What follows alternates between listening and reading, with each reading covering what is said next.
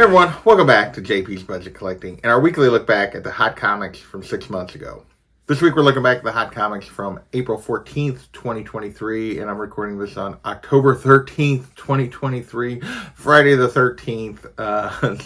But you guys won't see this till the 14th on Saturday. But yeah, as always, we're looking back at the CBSI Hot Top 10 and the Comic Tom Key Collector Hottest Trending Comics of the Week.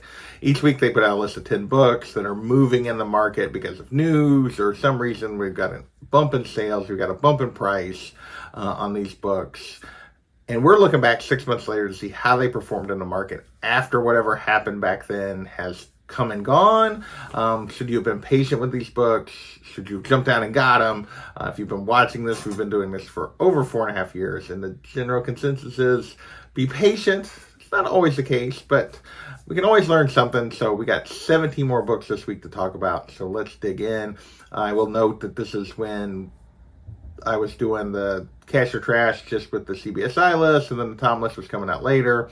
So we'll go through all the CBSI books, then the Tom books, even though a couple of them are actually related, that are on opposite lists that we'll be talking about at separate parts of the video. So with that, let's dig in. First up, we have The Hedge Knight, #1, the convention variant, limited to 1,500. This is the first appearance of Dunk and Egg, two Game of Thrones characters, and this is the next series that's been greenlit by HBO for development, so that is why people were chasing this comic. Back then, raw copies were going 70 to 90, 9.6 going 225. Hard to say what's going on with this book. No recent sales, only 2 listings, a 9.8 green listed for 200, an 8.5 listed for 160. Obviously, they both haven't sold. So it's hard to really say anything other than steady. I'll be back. You just kind of keep looking, come back later. If we get a sale, maybe that steady becomes incorrect, but with no data, hard to really say anything else other than that. So next, we have Batman Incorporated #7, the John Timms 125 design variant. I don't even remember who this character's name is. Some guy that was helping Joker, I don't know. Anyway, back then raw copies were going for 30 to 50 on a 125. Not a good sign, usually a trap. What do we say about this one? Only 2 recent sales. A raw copy went for 70. Well, that's straight cash. That book jumped up. A 9.8 went for $15.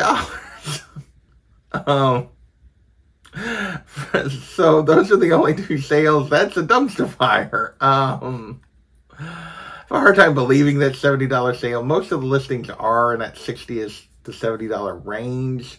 I'm going to call this down, and I'll be back. That 9.8 sale carrying more weight with me than the 70, but they might both just be odd sales. That it's so another book that's super hard to judge, to say one way or another what's really going on with this book. But I haven't heard anything about this character, so I doubt this character is worth a ton. We will see. Next, we have Star Wars Ewoks #1, the Ryan Brown 1/100. Back then, raw copies were going for 150. I said cool cover, but doubt it holds. That's really what happened here. Raw copies are now 50 to 70, which is more than a 50% drop, which means, yeah, we're into the dumpster fire range. I thought trap. I figured it would be more like closer to 100, but no, this book has dropped significantly. Down 150 down to 50. That's a $100 loss. That's definitely a dumpster fire. Next, we have Spider-Gwen Shadow Clones #1, the second print, CF Villa 1/25. This was going for 50 plus. I made a comment back then. I was like, is this an iconic Spider-Gwen cover? I didn't think so. Only going for 50 plus on a right around double ratio. Not a good sign. Only 1 sale here since the 1st of August, and that was for $5. So yeah, that's a dumpster fire. Several listed obviously for more than $5, which is why they're not selling. But that's not a good sign when you've had 1 sale and it's only $5. Not a lot of interest here. Next, we have back-to-back books that are basically the same book. We have Marvel Voices Spider-Verse #1, the John Jing variant. This variant was going for $20 to $30 back then. Now it's a $5 to $30 book, but most of the sales kind of on the below 20, 9.8, 55 to 90. So yeah, this is definitely down, and I'll be back. Borderline you could call trap here, but there are enough sales that still went over 20 that I felt like, it's probably just an I'll be back, even though the majority of sales are under 20 and some even under 10. Next, we have Marvel Voices, Spider-Verse #1, the John Jiang 1 in 50 Virgin variant. This one's performed not any better. Raw copies on this were $150 to $175 back then. Now it's a $50 to $100 book. 9.8, only 2 to 300. But yeah, that raw drop in price, again, over $100 drop in price on raw copies. That's a dumpster fire. Just didn't perform very good at all on either of these. Obviously, there's still a lot of value here for 1 in 50, still going above ratio. 9.8, still going above 200. Still a lot of value, just not the crazy initial value we had back then. Next, we have World Tree #1, the misprint. Basically, the cover was too dark. So this one was going to be, I don't know if it was recalled, but it wasn't really recalled. So so this one was out there. Raw copies were going for $25 to $30. Now it's a $10 to $20 book. 9.8, only 50 to 100. So this has definitely turned into a trap. There was a lot of buzz around this World Tree series, but I haven't heard much lately. I'd be curious in the comments. Let me know if you're still reading it and if you like it or what's going on here. Because it had a ton of buzz, but haven't heard much after the initial release.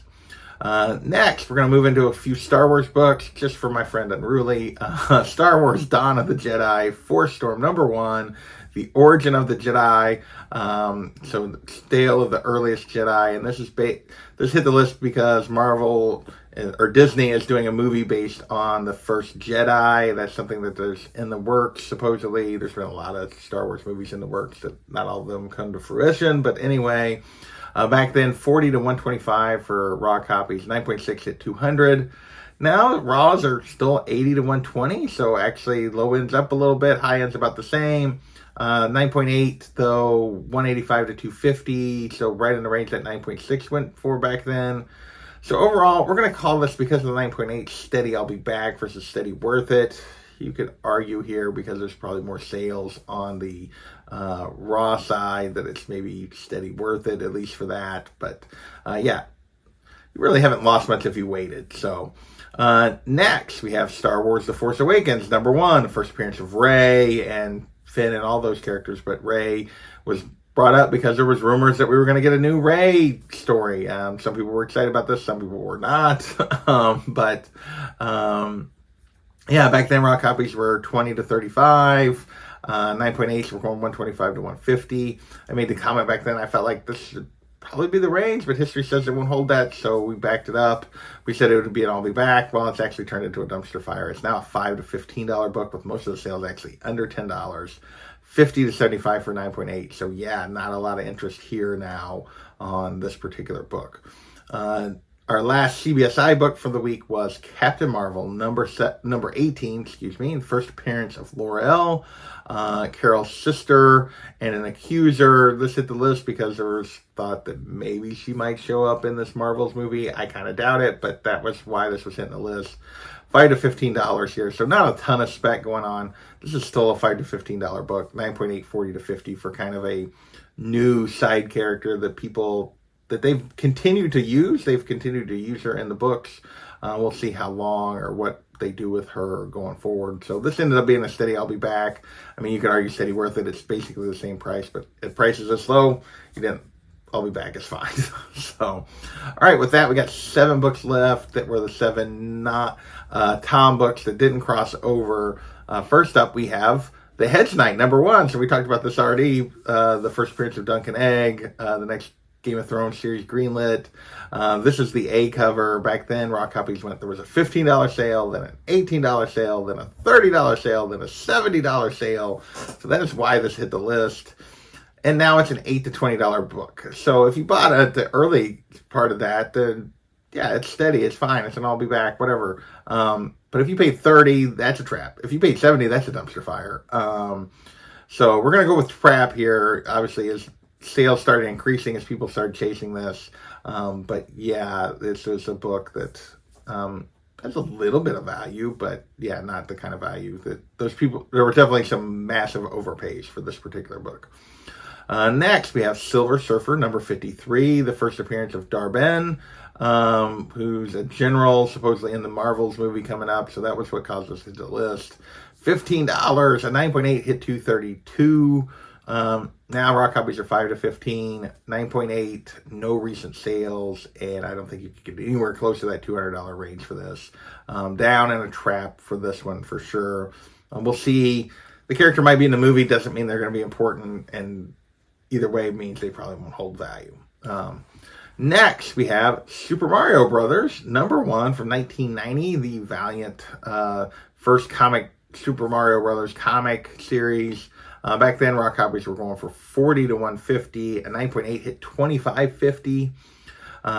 No 9.8 sales to compare here. 9.6s though only go for 450, which seems like a big drop from that 25.50. But I would guess this Valiant book probably is pretty tough to get at a 9.8 as part of that difference. Raw copies now 40 to 120. So they've backed. We call it steady. I'll be back. Maybe down. I'll be back. Just the top end has dropped, but the rest of the range is basically the same. So yeah, steady. I'll be back on this one. Still always been a lot of interest in this book anyway. Obviously, the movie was what sparked it back then, but yeah, still doing pretty well in the market.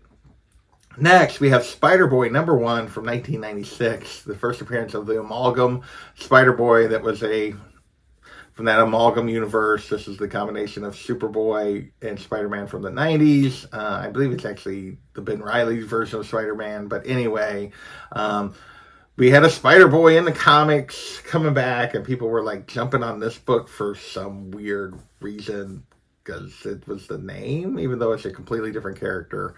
Back then, raw copies were going for $15 to $25, 9.8, 150. Now it's a $5 to $15 book with most of the sales under 10, 9.8, 66 on a recent sale. That's a dumpster fire on a 9.8, and just really a dumpster fire if you thought this was some sort of real spec. The author had even stated that it was not, that it was a new character, that it wasn't a character that had been seen before. It was just really kind of dumb spec.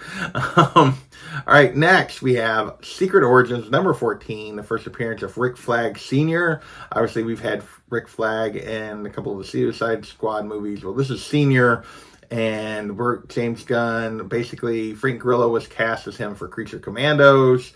So that's where this was happening, why this was coming up. Back then, raw copies were going for 5 to 30, 9.6 hit 80 to 90. Now it's a $2 to $10 book, no recent slab sales. That's a dumpster fire. Yeah. Obviously, if you paid 5, it's not, but if you paid 30, that's a dumpster fire. So if you paid 20, that's a dumpster fire. So there you go. All right. 2 books left. A couple more Star Wars books. Again, for my friend Unruly. Star Wars The High Republic, number 5. First appearance of Vernestra Rowe, who we know is going to appear in The Acolyte. This is a weird first appearance because she appears in 2, 3, 4, and now 5.